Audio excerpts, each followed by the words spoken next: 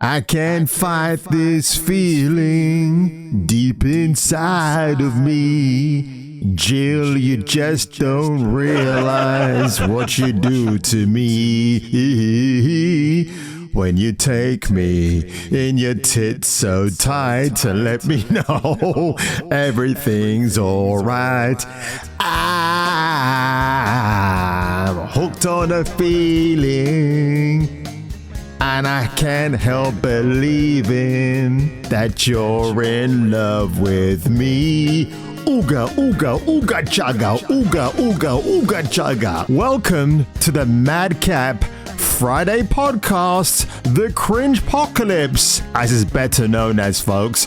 So strap in, take a deep breath, or in Jill Valentine's case, deep breaths, and away we go. Should I do a fast forward of the opening titles? Let's try it for fun, and then maybe dial it right back.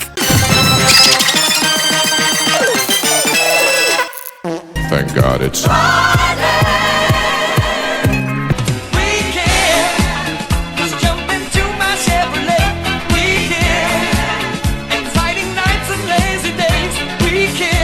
It's been an interesting week, folks, when it came to the world of entertainment. Some of it was good, some of it was bad, and some of it, unfortunately, is very, very sad. And that's what I'm going to be saving that particular portion for.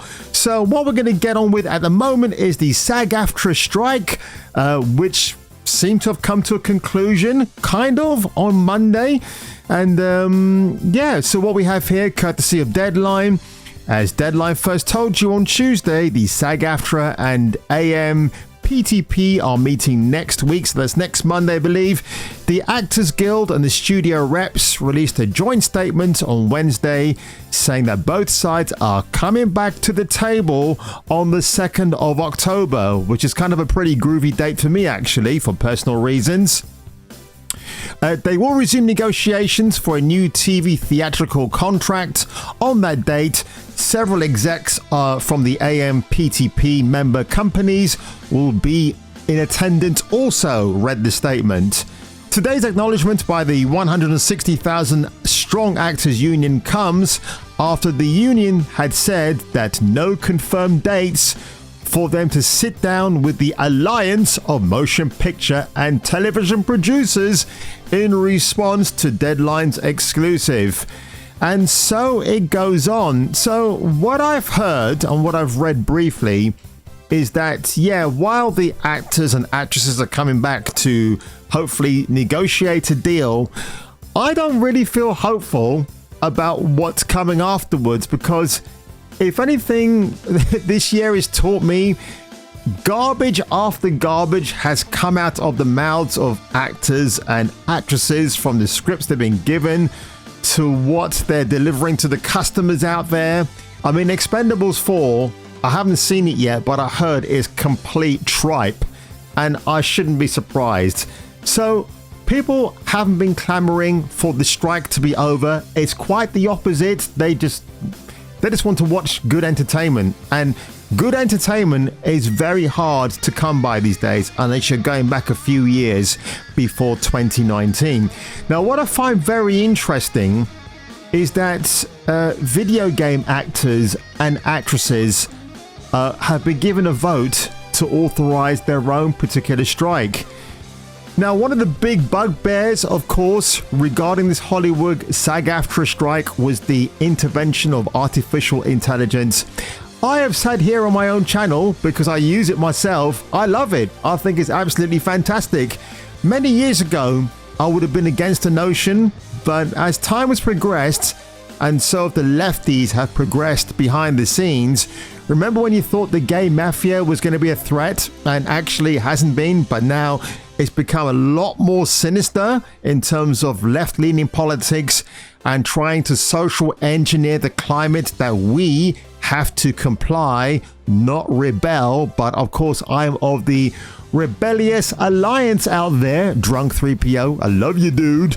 And I find it's very strange that other actors in the US have voted in favor of a potential video game strike. This year for video games has been pretty phenomenal.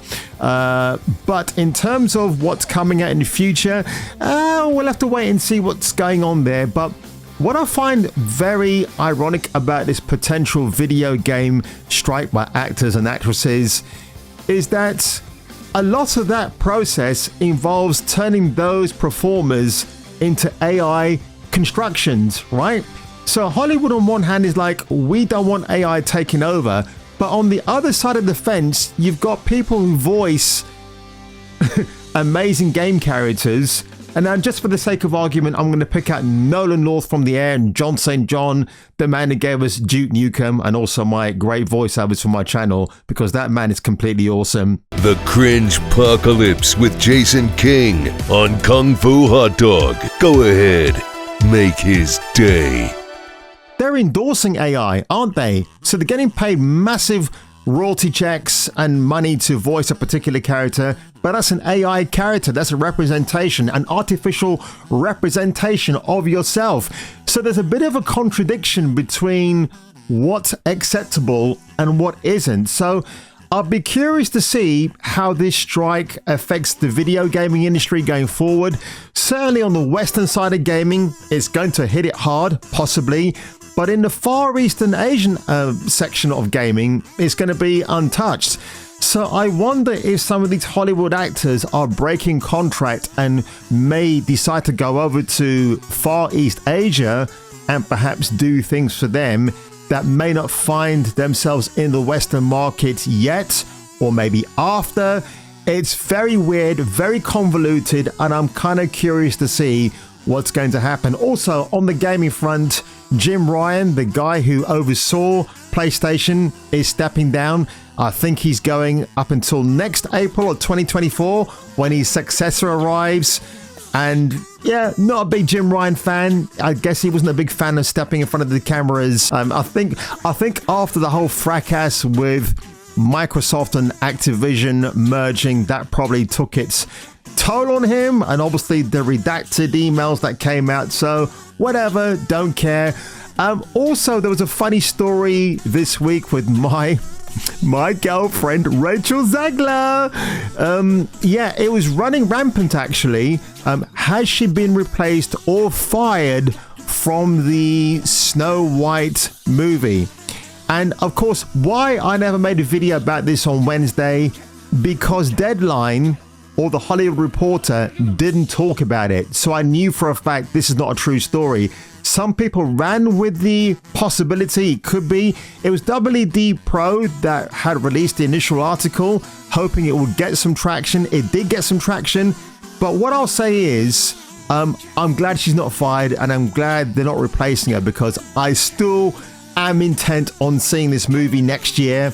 It probably won't be out in March now. It might be much later than that. Maybe August or July, perhaps, that we're going to get an actual release for Snow White and her 7 baristas of diversity.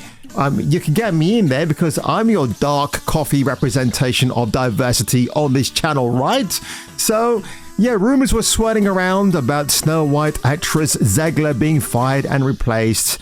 It's not true. Paddington 3 wraps filming in 2 weeks, and Rachel Zegler was recast due to strikes. So I wonder how that happens, because maybe did they get a Peruvian actress to take her place? I don't understand how that actually works, but yeah, Rachel Zegler was meant to be in Paddington 3. Paddington Goes to Peru, I think was the title. But Rachel Zegler is still going to play Snow White in the 2024 remake. I guess it's just due to contractual obligations, and it's probably too late in the day to replace Miss Zegler. Of course, we've got the Hunger Games prequel coming out, the Songbirds and Snakes, whatever it's called, in November, a week before Captain Marvel. Oh no, it's a week after The Marvels with Brie Larson and Leilani Velani, whatever her name is. God, I always get her name mixed up. So that's going to be the testing ground for her, the litmus tests. If people warm to her and that prequel to the HG movies. Who knows? It might do well, it might not. But Zegler is the gift who keeps on giving. She gave me a boost to my channel, so I can't totally rail on the chick. I love to take the mickey out of her. She's a fascinating creature, and I would like to get to know her better sometime. Not behind closed doors, because you know what that's going to be, a Me Too situation.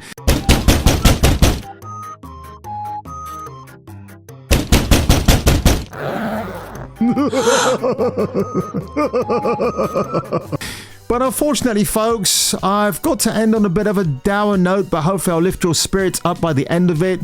We lost two acting greats this week. One was David McCallum. You knew him as Ilya Kuryakin from the Man from U.n.c.l.E. And for the last 20 years, he was Ducky Dallard in NCIS. And yeah, the guy's phenomenal, man. He was in Cold It.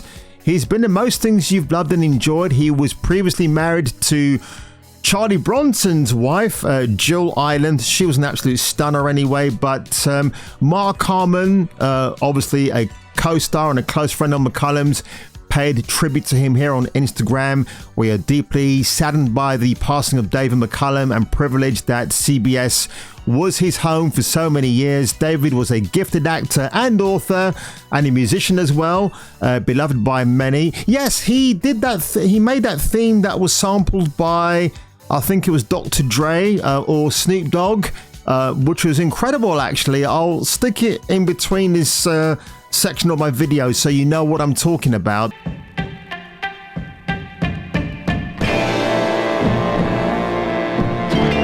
Yeah, I can imagine that David McCallum was a very funny guy in real life, quite the raconteur. He's survived by 3 children of his first marriage, and he's had, I think, 1 or 2 more from his second marriage to his wife Dorothy, I believe. So it's very sad that, Catherine actually. So it's really sad that we've lost such an acting great, and I'm looking forward to revisiting some of his previous endeavors, and I'm going to try and catch up with NCIS, where he was fantastic as Ducky anyway. But sadly, we also lost Michael Gambon. Very sad. He lived until 82. He passed away on the 28th of September 2023. I like to timestamp that date for my videos. It kind of makes it a bit more authentic. And yeah, Michael Gambon, you knew him from The Singing Detective, which got remade as a film later on with Robert Downey Jr.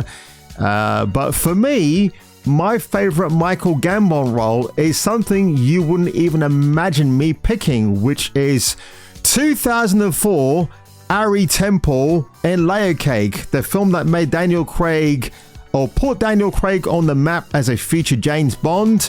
But I thought I'd play a quick snippet here because I think it's just Michael Gambon just had an incredible voice. Like, I was always jealous I couldn't have that voice that Michael Gambon does.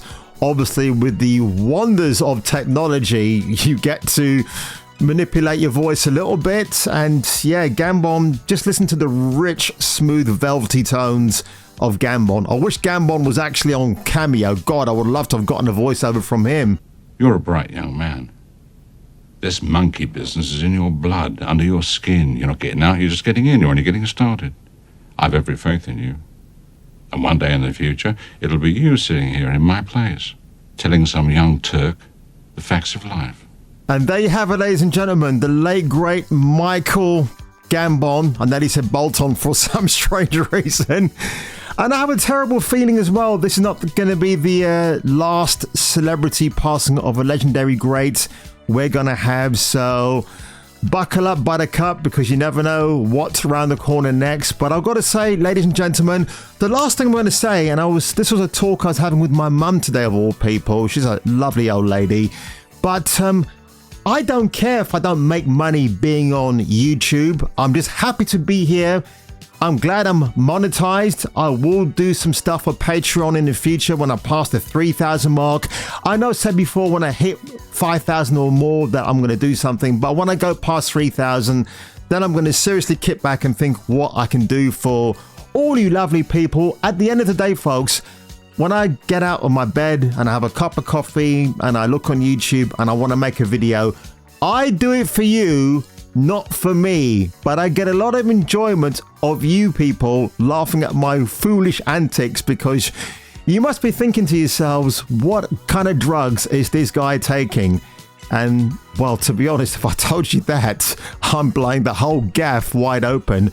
So, ladies and gentlemen, I do wish you a really great weekend, or what's up ahead. And all I will say is this: if I were you, and if you were me, and you want me to watch you watching me on the next video, then you better come back. And before you do that, maybe subscribe, maybe like, and please share and share alike.